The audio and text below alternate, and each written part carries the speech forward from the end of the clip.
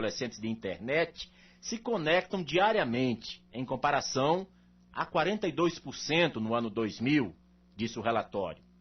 81% desses usuários jogam videogames, em comparação a 52% no ano 2000. Mensagem instantânea se tornou a espinha dorsal da comunicação digital da vida cotidiana dos adolescentes, usada por 75% dos adolescentes online. Ficou constatado que, à medida que os aparelhos continuam evoluindo, eles consomem mais e mais o tempo de nossas crianças. É um grande desafio para os pais saber como lidar com a avalanche de itens da moderna tecnologia. Saem perdendo, sem dúvida, as ocasiões para o convívio familiar, para a leitura de livros e jornais e para as atividades físicas. Pensemos nisso. Questão de Direito. Participe pelo nosso endereço eletrônico questãodedireito@radiobras.gov.br. A Rádio Nacional coloca à sua disposição um serviço muito especial. Através dos telefones 3328-5276 e 3328-5273, você tem acesso à central do ouvinte nacional para divulgar recados, mensagens de utilidade pública, notas de classificados ou pedir a sua música preferida. 3328-5276 e 3328-5273 são os telefones da Central do Ouvinte Nacional, de segunda a sexta-feira, de 8 às 18 horas.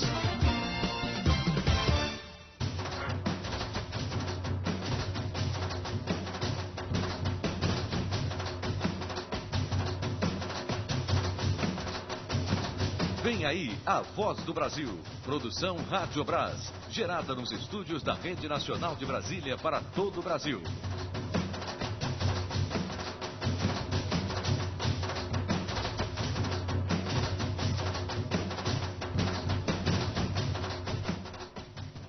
Sete da noite em Brasília, horário brasileiro de verão.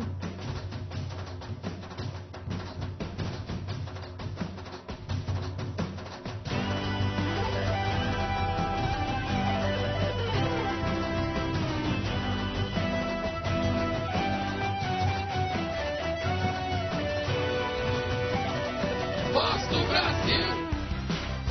33 milhões de reais para indenizar os produtores e combater a febre aftosa no país. Hoje, mais um caso de aftosa foi confirmado no Mato Grosso do Sul. Essa é a principal notícia de hoje. Seca no Paraná, ou melhor, seca no Pará e Amazonas prejudicou a produção de pequenos agricultores. Polícia Federal prende quadrilha que falsificava autorizações do IBAMA. Está no ar a sua voz. A nossa voz. A voz do Brasil.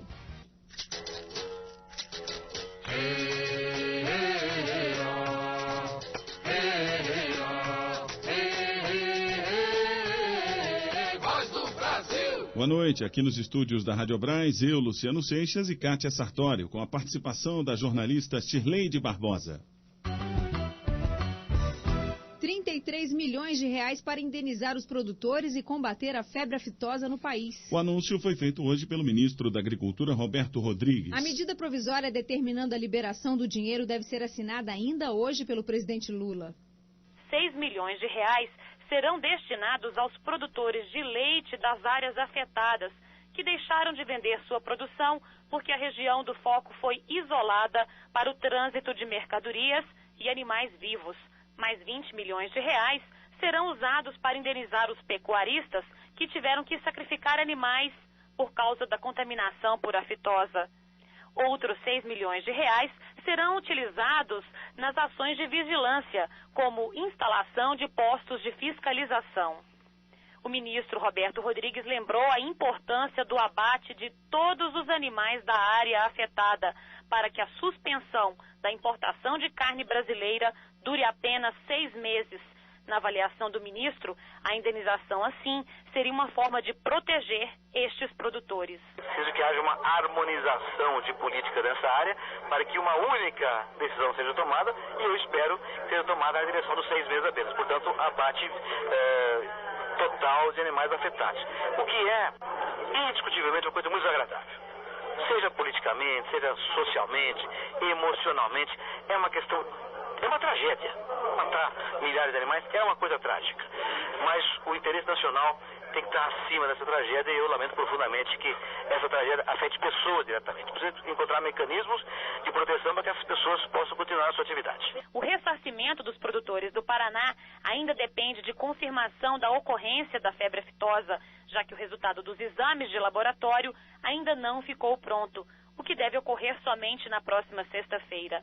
De Brasília, Lana Cristina. O ministro Roberto Rodrigues disse ainda que o gado com a doença foi vacinado. Sendo assim, o problema pode estar na forma como as vacinas estavam sendo guardadas e transportadas. Mais um foco de febre aftosa no Mato Grosso do Sul foi confirmado hoje. Com este, já são 11 casos da doença no estado. O novo foco foi identificado na fazenda Floresta Branca, no município de Eldorado, próximo ao local onde a doença foi detectada pela primeira vez. Dos 24 animais da propriedade, 3 apresentaram os sintomas da doença, febre e salivação intensa. Todos foram sacrificados. Durante a tarde, secretários de Agricultura de vários estados se reuniram no Ministério da Agricultura, em Brasília. Aqui no estúdio está a repórter Michele Canes, que acompanhou a reunião e tem mais informações para a gente. Boa noite, Michele. Boa noite, Kátia. Boa noite, ouvintes. O secretário de Agricultura do Ministério da Agricultura, Gabriel Maciel, recebeu na tarde desta quarta-feira secretários e representantes de 19 estados brasileiros para discutir o comércio de produtos de origem animal. Na reunião, ficou determinada uma lista de produtos que podem ser comprados sem o risco de transmissão da febre aftosa. Segundo o secretário, essa medida vai ajudar a diminuir as barreiras de venda de produtos que foram estabelecidas entre os estados brasileiros depois do surgimento dos focos de febre aftosa no Mato Grosso do Sul. Na lista estão produtos que são produzidos fora da área de risco estabelecida pelo governo. Uma portaria vai ser publicada amanhã no Diário Oficial, regulamentando o acordo. Mais 2 países anunciaram a suspensão da compra da carne brasileira. Colômbia e Romênia notificaram hoje o embargo ao Ministério da Agricultura. Com esses, passa para 45 o número de países que embargaram a carne brasileira. Obrigada, Michele Canes, pela participação. E agora vamos ao vivo ao Palácio do Planalto com o repórter Nelson Mota Gomes. Nelson, o ministro da Agricultura já está reunido com o presidente Lula. Boa noite. Boa noite. Esse encontro está atrasado. A reunião do ministro da Agricultura, Roberto Rodrigues, com o presidente Lula deve acontecer daqui a pouco aqui no Palácio do Planalto. Neste momento, o presidente Lula está em seu gabinete recebendo o governador do Espírito Santo, Paulo Artung. Mas antes desse encontro, Lula teve uma reunião com empresários ligados aos setores automobilístico, de papel e celulose e do mercado de capitais, que apresentaram ao presidente um balanço dos projetos que contam com o apoio do Banco de Desenvolvimento Econômico e Social, BNDES. O Grupo Suzano vai dobrar a produção para 1 milhão de toneladas por ano na fábrica do município de Mucuri, na Bahia, com investimentos de 4 bilhões e 300 milhões de reais. Mais da metade desse dinheiro, segundo o presidente do banco, Guido Mantega, que também participou dessa reunião aqui no Palácio do Planalto, é financiado pelo BNDES. A Associação Nacional de Fabricantes de Veículos Automotores, Anfávia, mostrou a Lula como o BNDES está emprestando recursos para aumentar as vendas de ônibus urbanos no país e na produção para a exportação de veículos leves de passageiros.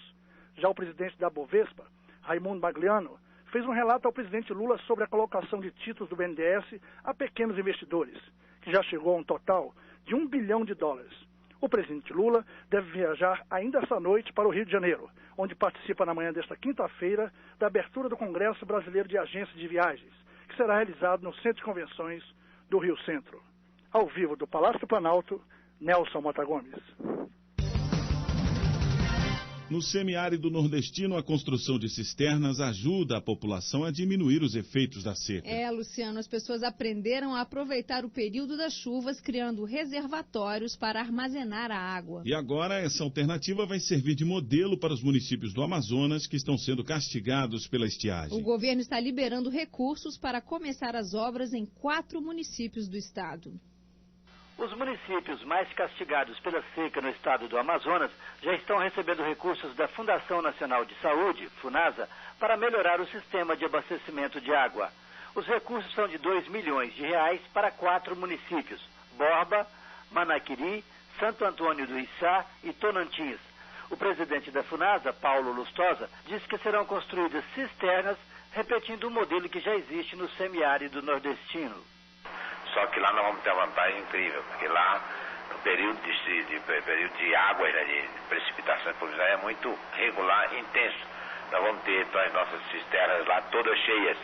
Quando ocorrer um episódio dessa natureza, a população terá água potável de boa qualidade e não sofrerá os problemas tão graves que sofreu nesse processo. O ministro da Saúde, Saraiva Felipe, determinou prioridade no atendimento aos municípios do Amazonas afetados pela seca e providenciou uma operação conjunta com a Secretaria Nacional de Defesa Civil do Ministério da Integração Nacional e Força Aérea Brasileira para a distribuição dos 135 mil frascos de cloro e dos 150 kits de produtos farmacêuticos para atender 510 mil pessoas. Além disso, a FUNASA criou uma força-tarefa para reforçar o atendimento às populações indígenas que vivem em aldeias da região atingida pela seca.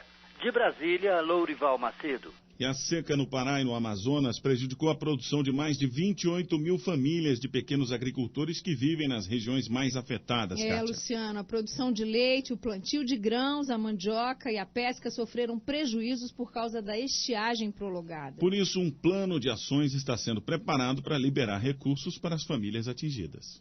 A seca que atinge os estados do Pará e do Amazonas prejudicou a pesca, a pecuária e a agricultura nessas regiões. A avaliação é do delegado do Ministério do Desenvolvimento Agrário, Carlos Guedes. Ele informou que a pesca foi o setor mais prejudicado e que a agricultura foi a que sofreu menos, porque a colheita dos principais grãos da região foram feitos antes da estiagem. O delegado disse que o Ministério vai preparar um plano de ação, com o objetivo de avaliar os impactos que os estados sofreram para retomar a produção nessas regiões. Nesse sentido, é que nós pedimos que a Emater do Estado do Pará e os bancos pudessem fazer uma avaliação mais precisa, porque isso que vai nos dar condição de preparar um plano de ação que visa, fundamentalmente, garantir um mínimo de qualidade de vida para as famílias, né, que estão sofrendo com essa estiagem e, fundamentalmente, trabalhar a questão da retomada da produção e da geração de renda naquela região. Os bancos estão fazendo um levantamento a respeito da quantia de financiamento que as famílias prejudicadas vão precisar para retomar as suas atividades. De acordo com Guedes, já havia um plano safra específico para essas regiões e, após a estiagem, os esforços serão ampliados. De Brasília, Luciana Hollenbach. Uma boa notícia para os amazonenses. Volta a chover no estado e os efeitos da seca começam a diminuir. Kátia, depois de passar pela maior seca dos últimos 100 anos, o nível de água do Rio Solimões começa a subir com as chuvas. Com isso, na próxima semana, o porto de Tabatinga, que estava fechado desde o dia 16 de setembro por causa da seca, deve ser reaberto para embarque e desembarque de passageiros. Já o transporte de volumes mais pesados vai continuar a ser feito no ancoradouro improvisado pela prefeitura. No Nordeste e no Norte de Minas, novos carros-pipa vão melhorar o abastecimento de água nos municípios castigados pela seca. Para isso, o Ministério da Integração Nacional liberou hoje 4 milhões de reais. O dinheiro vai ser repassado para o Exército, que vai ficar responsável por levar os caminhões de água até as comunidades. Ao todo, já foram liberados 7 milhões de reais para o abastecimento de água dos moradores. Diminuir o desmatamento ilegal de florestas. A Polícia Federal prendeu hoje 43 pessoas acusadas de participar de uma quadrilha que falsificava autorizações do IBAMA. O grupo agia em estados do norte e nordeste do país e criava documentos falsos que permitiam o transporte de madeira extraída ilegalmente da floresta amazônica. O IBAMA, Instituto Brasileiro de Meio Ambiente e Recursos Naturais Renováveis, e a Polícia Federal iniciaram na madrugada desta quarta-feira a Operação Ouro Verde para combater a extração ilegal de madeira nas regiões Norte, Nordeste e Centro-Oeste. O principal crime identificado foi o de falsificação de ATPF, que é a autorização para o transporte de produtos florestais. O uso ilegal das autorizações facilita a comercialização de madeira e carvão vegetal. A ministra do Meio Ambiente, Marina Silva, considerou fundamental a parceria entre os órgãos federais envolvidos no combate às irregularidades. Essa parceria, ela faz parte de uma das diretrizes da nossa política ambiental. Nós estabelecemos que a política ambiental brasileira deveria ser integrada. Nesse momento, o que nós estamos colhendo aqui é o resultado de um trabalho conjunto de 13 ministérios, e um trabalho, digamos, mais específico de 2 ministérios que têm atuado muito parceiramente, o Ministério da Justiça, a Polícia Federal, o Ministério do Meio Ambiente e IBAMA, com uma forte parceria do Ministério do Desenvolvimento Agrário. Para o diretor-geral da Polícia Federal, Paulo Lacerda, a Operação Ouro Verde é especial porque desmontou o esquema da quadrilha. Alcançando os responsáveis pela fabricação, distribuição, revenda e adulteração das APPF. Para auxiliar no combate às irregularidades, o IBAMA decidiu suspender até 30 dias o fornecimento das autorizações nos estados do Pará, Maranhão e Rondônia. A portaria será publicada nesta quinta-feira no Diário Oficial da União. De Brasília, Marina Domingos. Participaram da operação 400 agentes da Polícia Federal e do IBAMA. 7h13, horário brasileiro de verão. E, Luciano, hoje é dia de falar mais um pouco sobre o Estatuto do Idoso. É isso aí, Kátia. Quem está aqui conosco é a jornalista Shirleide Barbosa. Boa noite, Shirleide. Boa noite, Luciano, Kátia e ouvinte da Voz do Brasil. Como eu disse na semana passada, hoje vamos comentar sobre o direito à saúde. Shirleide, esse assunto é muito importante e a gente ainda não domina ele bem, por isso eu acho que é bom a gente prestar bastante atenção, Luciano. Vamos lá, vamos. Isso aí, Kátia. E foi pensando nisso que eu conversei com o coordenador da área técnica da saúde do idoso do Ministério da Saúde, o José Luiz Teles. Em primeiro lugar, ele faz um alerta de saúde a todas as pessoas. Vamos ouvir? Nós não nos tornamos velhos de repente. O envelhecimento saudável, ativo, ele é proporcionado com cuidados que a gente toma desde pequenininho. Até quando a gente vai se tornando jovem, vai assumindo estilos de vida mais saudáveis, combatendo o tabagismo, o álcool, assumindo que a vida é boa e que é bom fazer exercícios físicos, tudo isso vão determinar um envelhecimento mais saudável, mais ativo. Quanto mais a gente cuida da nossa saúde, com certeza teremos um envelhecimento saudável, ativo e participativo na família, na sociedade. José Luiz Teles também falou sobre alguns artigos do capítulo do Estatuto sobre o direito à saúde.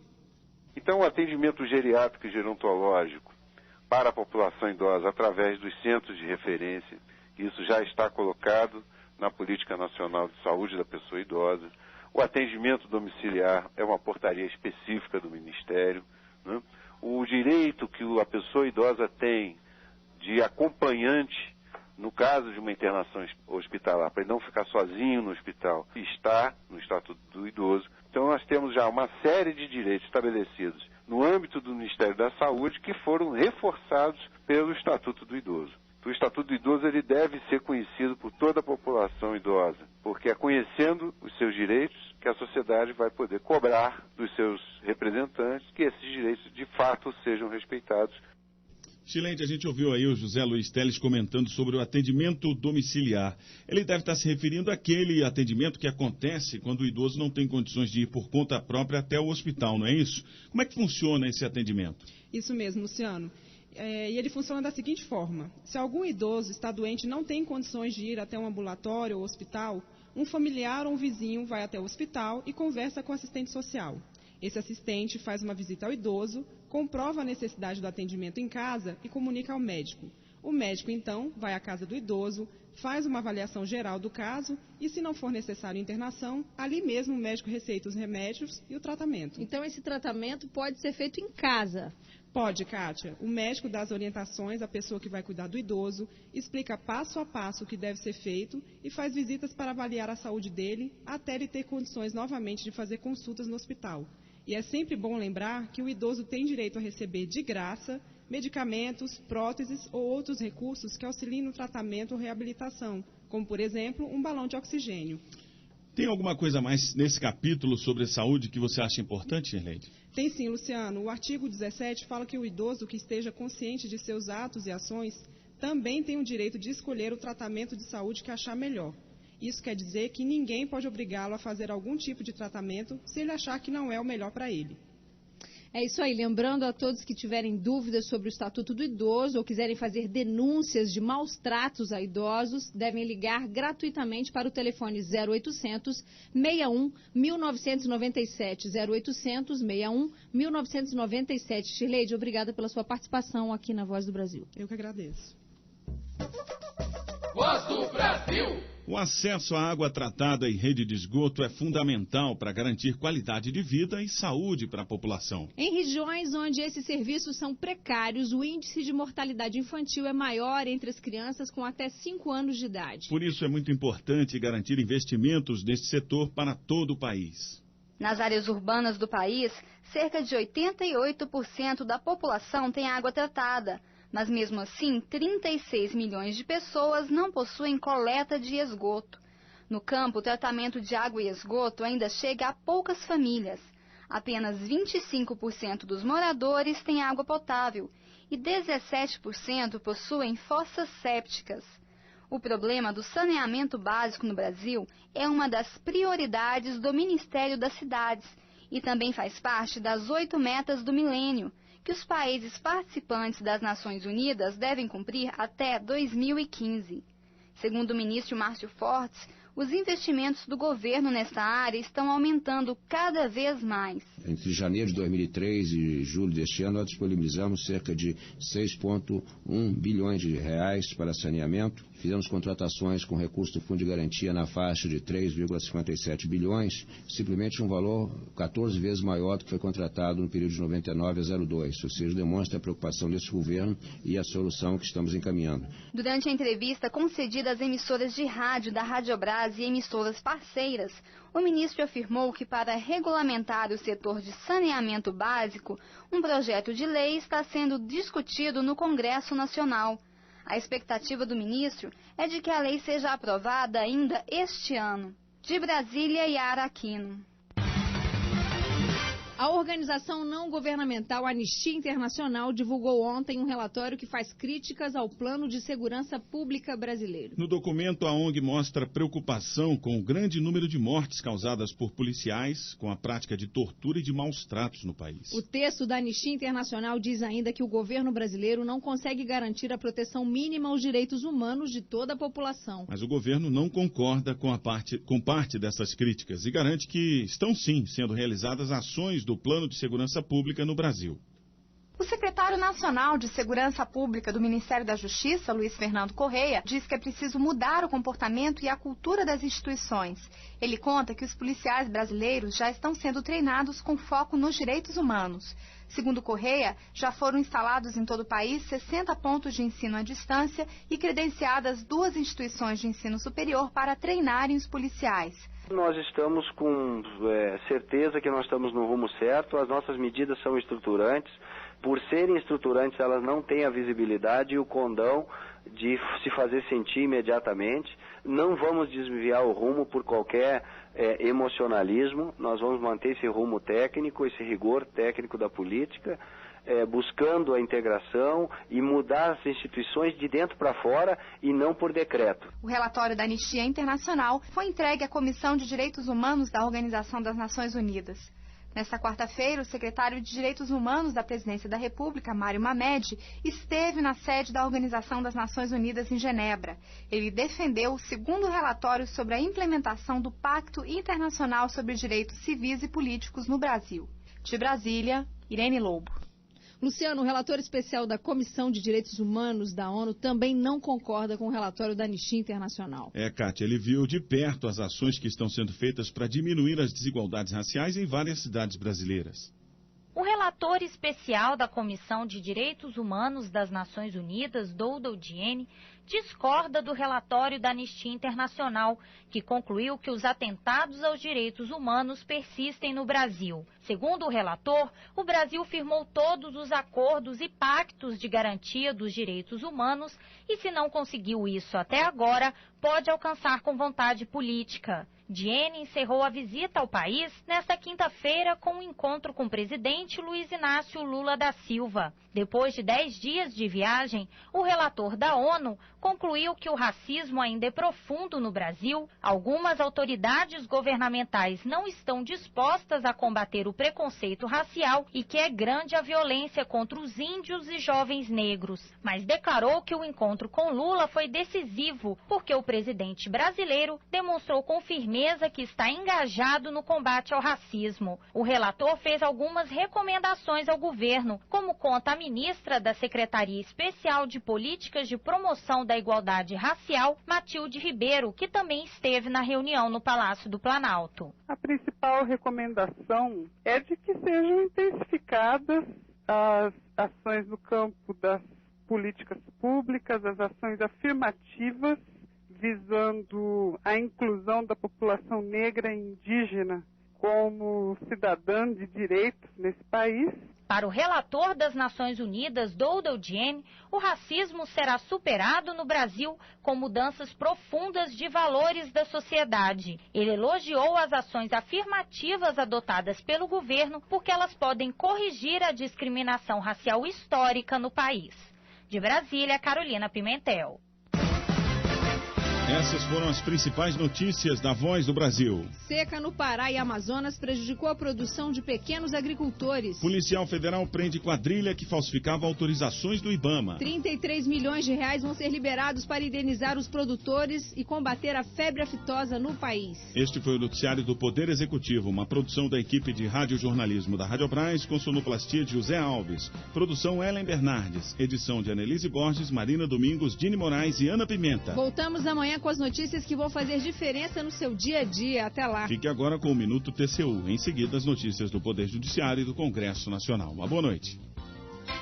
Minuto do TCU. TCU cobra mais de R$1 bilhão de operadoras de telefonia móvel. Empresas operadoras de celulares vão ter de recolher cerca de R$1 bilhão e 100 mil aos cofres públicos, de acordo com decisão do TCU, que deu às controladoras o prazo de 15 dias para efetuar o pagamento.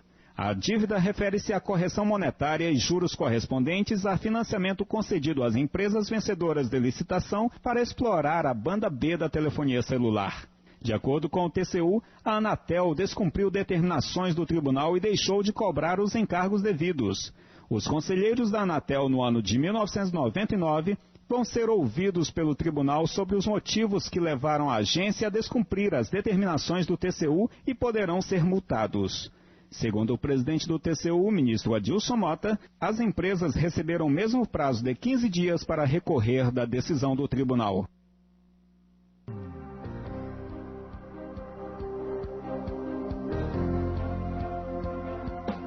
Você vai ouvir agora as notícias do Poder Judiciário. Boa noite, confira os destaques desta edição. STJ nega novo habeas corpus da juiz condenado pela morte de vigilante. Ministério Público Federal entra na justiça contra concurso de Furnas. O Superior Tribunal de Justiça negou o novo habeas corpus feito pela defesa do juiz Pedro Pessi Barbosa de Araújo. A ação pedia o arquivamento do processo. O juiz foi condenado a 15 anos de reclusão pela morte do vigilante José Renato Coelho. O crime ocorreu em fevereiro deste ano na cidade de Sobral, no Ceará. Em outro julgamento, o STJ manteve decisão que determinou o pagamento de indenização ao judoca angolano Rui Numo Fernandes. O ex-atleta residente no Rio de Janeiro será indenizado pela Associação Atlética do Banco do Brasil no município por ter ficado tetraplégico em consequência de acidente sofrido durante um treinamento de judô. Um pedido de vista do ministro Joaquim Barbosa suspendeu no Supremo o julgamento de ação contra a lei de Pernambuco que proibiu a industrialização e venda de produtos elaborados a partir da extração do amianto. A ação foi ajuizada pela Confederação Nacional dos Trabalhadores na Indústria. Um usuário de linha telefônica em Minas Gerais deve receber todo o valor que pagou pela assinatura mensal de janeiro de 2000 a março de 2005. A decisão, que considerou a cobrança ilegal, é do juiz da 4ª Vara Cível do Fórum Lafayette, Jober Carneiro Jacques. Ele destacou que a liminar concedida pelo Superior Tribunal de Justiça, que suspendia o andamento de todas as ações individuais e coletivas sobre o assunto, perdeu a eficácia. No entendimento do juiz mineiro, a cobrança da assinatura mensal caracteriza enriquecimento injustificado da empresa porque não está vinculada à prestação efetiva de serviço telefônico. No Rio de Janeiro, a Justiça condenou uma empresa de ônibus que não socorreu um passageiro agredido durante um assalto. A empresa terá que pagar indenização no valor de R$12 mil pelos danos morais. Ao tentar descer do ônibus, o passageiro foi abordado pelos assaltantes. Ele foi derrubado, recebeu chutes e ficou sem a mochila. A empresa alegou que o prejuízo causado foi culpa de terceiros, cabendo ao Estado garantir a segurança. A Justiça considerou o argumento, caracterizando o assalto como um acontecimento fortuito, externo ao contrato de transporte. Porém, julgou que a empresa foi omissa na prestação de socorro, já que o motorista não conduziu o passageiro ao hospital. Em São Luís, no Maranhão, vai ser aberto hoje à noite o 3º Seminário de Execução Penal e das Penas e Medidas Alternativas.